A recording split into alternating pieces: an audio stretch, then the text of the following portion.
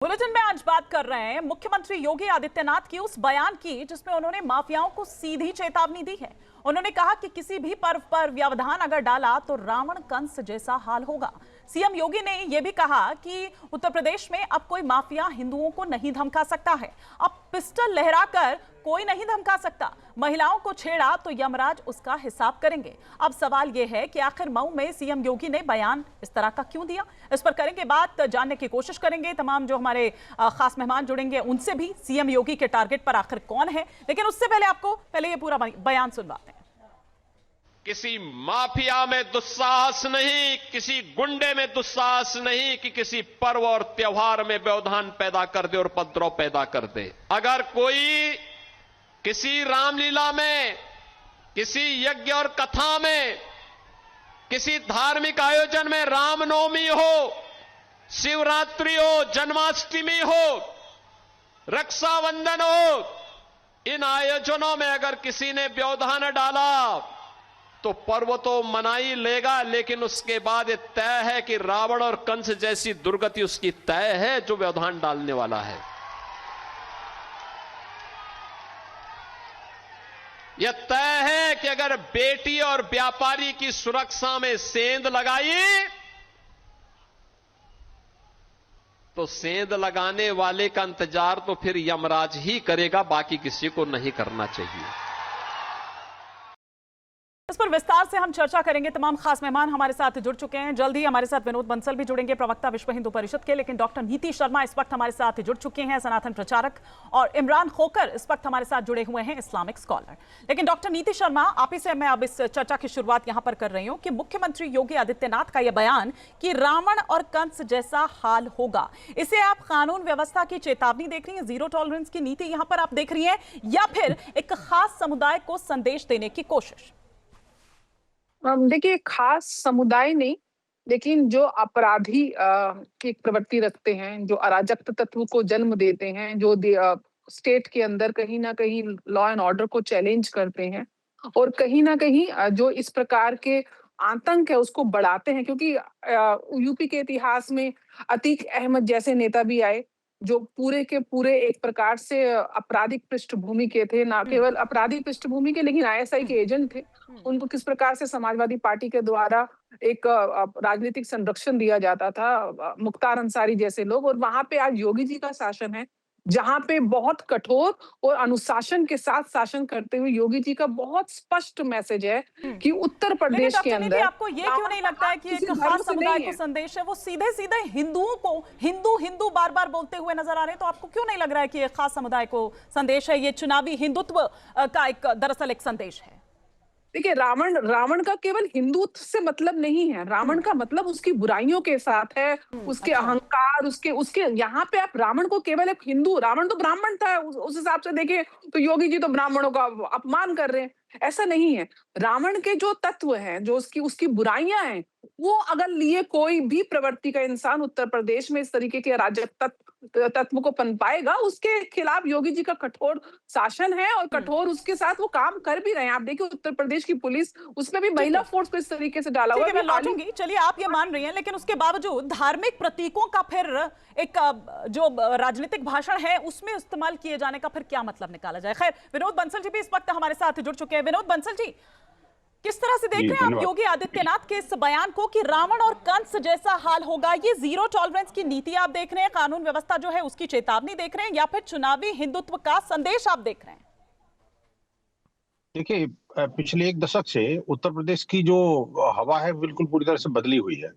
हम देख रहे हैं ये वही उत्तर प्रदेश है जहां पर के माफियाओं का, जिहादियों का, अत्याचारियों का और जो अपराधियों का बोलबाला हुआ करता था। ना बिजनेसमैन सुरक्षित था, ना देश की राज्य की बेटियां सुरक्षित थी, और जिहादी एलिमेंट जो है लगातार हमले कर रहे थे।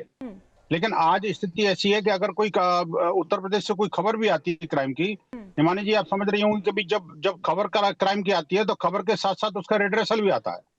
ये पहले होता था कि खबर कब मान लो क्राइम की खबर आती थी, फिर उसके बाद में नेताओं के स्टेटमेंट आते थे कि साहब वो हम कर रहे हैं, हम देख रहे हैं, हम करेंगे, लेकिन होता कुछ नहीं था। अब स्थिति यह है कि जब कोई भी क्राइम की घटना कहीं भी से भी उत्तर प्रदेश में रिपोर्ट होती है तो उस रिपोर्ट के साथ ही साथ तो दूसरे दिन सुबह जो अखबार में छपती है तो साथ ही साथ ये भी छपता है कि वो लंगड़ा हो गया, वो लंगड़ाते हुए नजर आता है वो अपराधी।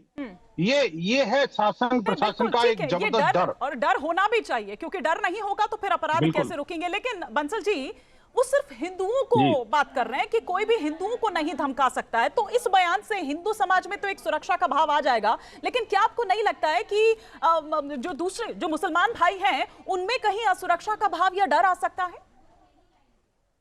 नहीं हिमानी जी, देखिए हिंदू का मतलब ये नहीं है कि कोई रिलीजन से कोई हिंदू है वही हिंदू है। आप देखिए कि मैं तिलक लगाता हूँ, मंदिर जाता हूँ, वही हिंदू है, ऐसा नहीं है। मैं कहता हूँ मौलाना साहब जो बैठे हैं वो भी हिंदू हैं, चूंकि हिंद के वासी हैं ना वो। हिंदू का मतलब है जो हिंदुस्तान को अपना मातृभूमि, पितृभूमि, देवभूमि समझता हो वो, और जो इस भारत को और इस उत्तर प्रदेश की जो गौरवशाली परंपराओं को मानता हो, वो व्यक्ति जो हिंदू है ना बेसिकली। तो मुझे लगता है गर्व तो सबको करना चाहिए, और ऐसे सभी लोग जो वास्तव में भारतीय हैं, उन सबको वहाँ सुरक्षा महसूस हो रही है। ये उनकी सुरक्षा की बात कर रहे हैं, सिर्फ रिलीजन वाले हिंदू की बात नहीं कर रहे हैं। आपको तो असुरक्षा का भाव पैदा नहीं हो रहा है, कैसे देख रहे हैं आप? सबसे पहले तो आपको आदाब अर्ज है, मुझे क्यों असुरक्षा का भाव होगा? योगी जी ने साफ शब्दों में रावण और कंस के बारे में कहा है। ईमान, हमारी जो बहन बेटी है सनातन प्रचारक, उन्होंने साफ शब्दों में नीति जी ने कह दिया कि ब्राह्मण था रावण। तो कुल मिलाकर ये जो लड़ाई है ब्राह्मण वर्सेस ठाकुर की, जो इंटरनल बीजेपी के अंदर एक क्लैश चल रहा है, ये सीधा मैडम पूरी बात तो पूरी होने दीजिए। कंप्लीट करिए। ये नया डायमेंशन लगेगा। ये एक राजनीतिक टिप्पणी है, लेकिन मैं एक निवेदन करता हूँ, किसी के धर्म के त्योहार हो, हमें किसी के भी धर्मों में किसी को भी व्यक्ति को उनमें इंटरफेयर नहीं करना चाहिए, किसी भी तरह के व्याधान नहीं डालना चाहिए।